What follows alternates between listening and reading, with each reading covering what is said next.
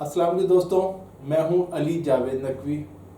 آج میں عالمی سیاست خصوصاً دنیا میں ایک نئی سرد جنگ شروع ہونے کے بارے میں بات کروں گا، لیکن مختصر بات یہ کہ رمضان المبارک کی آمد ہے۔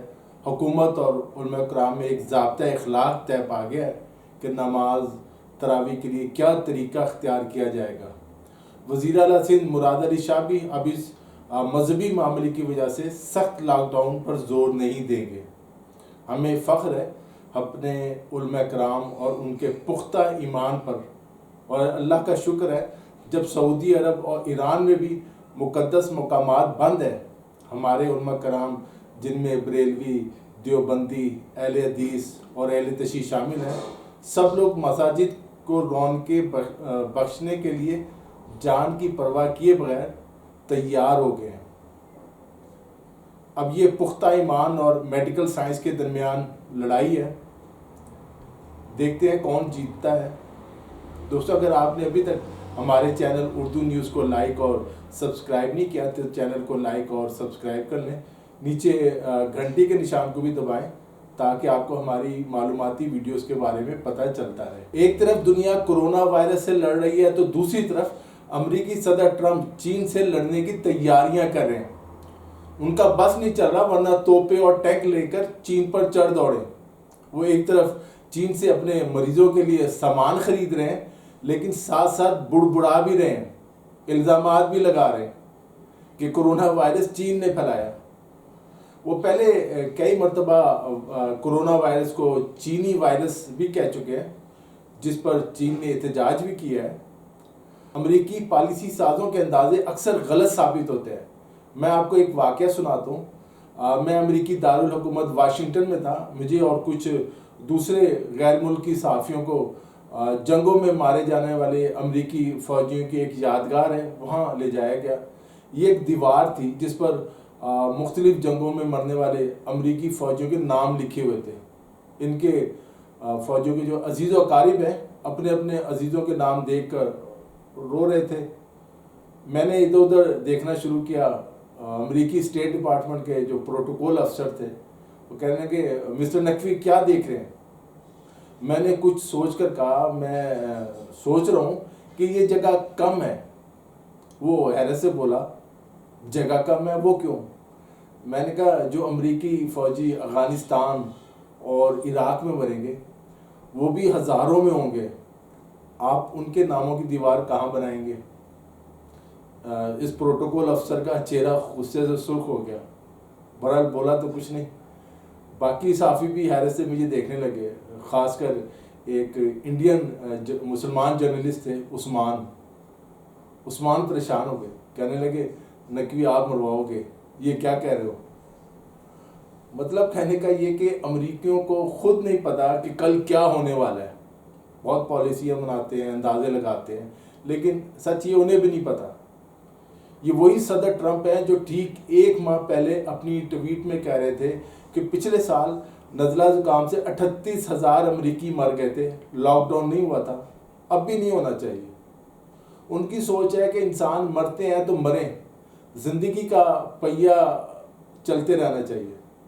صرف ایک ماہ میں ہزاروں امریکیوں کی موت سے جو ہے امریکہ میں سوگ کی کیفیت ہے، لیکن شاطر جو صدر ٹرمپ ہے وہ مطمئن ہے اور اپنی ناکامیوں اور نااہلی کا ذمہ دار چین کو قرار دے رہے ہیں کہ جی جو کچھ ہو رہا ہے چین کی وجہ سے ہو رہا ہے۔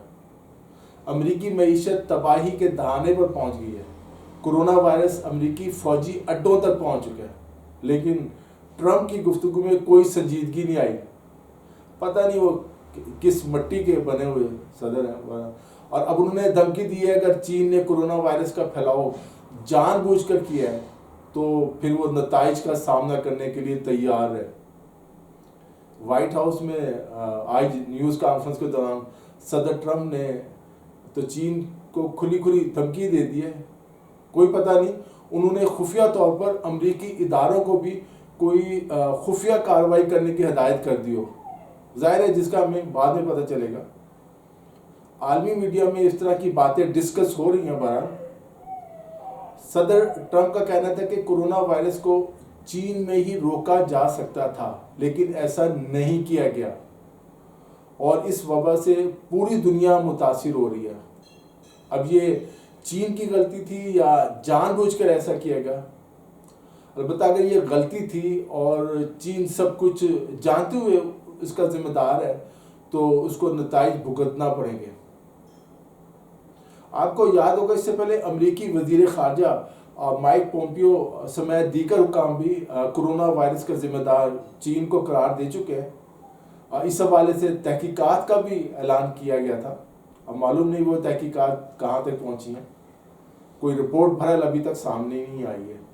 امریکہ میں کرونا وائرس سے متاثرین کی تعداد دنیا بھر میں اس وقت سب سے زیادہ ہے، جہاں اب تک 7.5 لاکھ افراد متاثر ہیں اور 40,000 سے زائد ہلاک ہو چکے ہیں.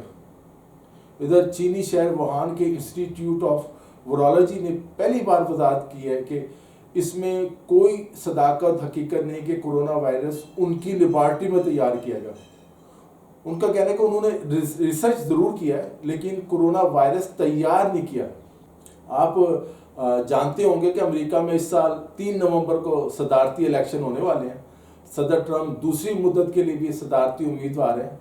اب سوال یہ کہ امریکہ میں اگر حالات معمول پر نہیں آتے، عوام کے سروں پر کرونا وائرس کا خطرہ جو ہے وہ منڈلاتا رہتا ہے، تو کیا صدر ٹرمپ انتخابات ملتوی کر دیں گے؟ اگر صدر ٹرمپ انتخابات ملتوی کریں گے تو ان کی جگہ کون صدر بنے گا؟ اگر صدارتی الیکشن نہیں بھی ہوتے تو صدر ٹرمپ کا عہدہ جو ہے وہ 20 جنوری 2021 کی دوپہر ختم ہو جائے گا. صدر ٹرمپ ایک چلاک انسان ہے، کچھ بھی کر سکتے ہیں. آج کل وہ خود امریکہ میں لاک ڈاؤن کے خلاف مظاہرے کروا رہے ہیں. یہ امریکی میڈیا کہہ رہا ہے کہ جو مظاہرے ہو رہے ہیں ان کے پیچھے صدر ٹرمپ کا ہاتھ ہے، اور ان کا مقصد جن ریاستوں میں ڈیموکریٹس کی حکومت ہے انہیں کمزور اور بدنام کرنا ہے. ٹرمپ سے کسی اچھے کی امید نہیں. یہ شاید امریکی اسٹیبلشمنٹ پر خدا کا عذاب ہے. کرونا وائرس امریکی سلامتی، امریکی معیشت اور امریکہ کے جمہوری عمل کے لیے خطرہ بھی بنا ہوا ہے. پرائمری انتخابات یا تو وہاں تاخیر کا شکار ہو چکے ہیں یا ان میں کہیں خلل پڑ چکا ہے. پولنگ اسٹیشن بند ہیں کرونا وائرس کی وجہ سے، اور غیر حاضری میں ووٹ ڈالنے کے عمل پر شکوک و شبہات کے بادل منڈلا رہے ہیں. امریکی سیاستدان انتخابی عمل سے متعلق شدید تنازع کا شکار ہے اور اس پر عدالتوں میں جنگ جاری ہے. بالکل وہی ہو رہا ہے اسی طرح جس طرح ہماری سیاست میں ہوتا ہے. ایک دوسرے کو گھسیٹا جا رہا ہے عدالتوں میں بھی، اور اخبارات میں، میڈیا میں، نیوز چینلز پہ الزامات لگائے جا رہے ہیں. دنیا بھر کے سیاستدان ایک جیسے ہی ہیں. دوستو آج میں کچھ دیر پہلے IMF کی رپورٹ پڑھ رہا تھا. بعض نیوز چینل نے اس کی خبر بھی دی ہے لیکن زیادہ چینلز پہ نظر نہیں آئی. وہ یہ کہ کرونا وائرس کے باعث پاکستان کے جو ٹیکس ریونیو ہے اس میں 895 ارب روپے کی کمی کا خدشہ ہے. 895 ارب کا بجٹ خسارے میں اضافہ ہوگا اور آمدنی میں کمی واقع ہوگی. پاکستان میں 50 کی دہائی کے بعد پہلی مرتبہ شرح نمو جو ہے وہ منفی میں رہنے کا خدشہ ظاہر کیا گیا اس رپورٹ میں. IMF کے مطابق رواں برس 16 ارب 83 کروڑ ڈالر، جبکہ آئندہ مالی سال 13 ارب 86 کروڑ ڈالر کی ہم نے بیرونی ادائیگیاں جو ہے وہ شیڈولڈ ہے، یعنی قرضے واپس کرنے ہیں. اس کے علاوہ پاکستان کو دوست ممالک کے 7 ارب 90 کروڑ ڈالر واپس کرنے ہیں.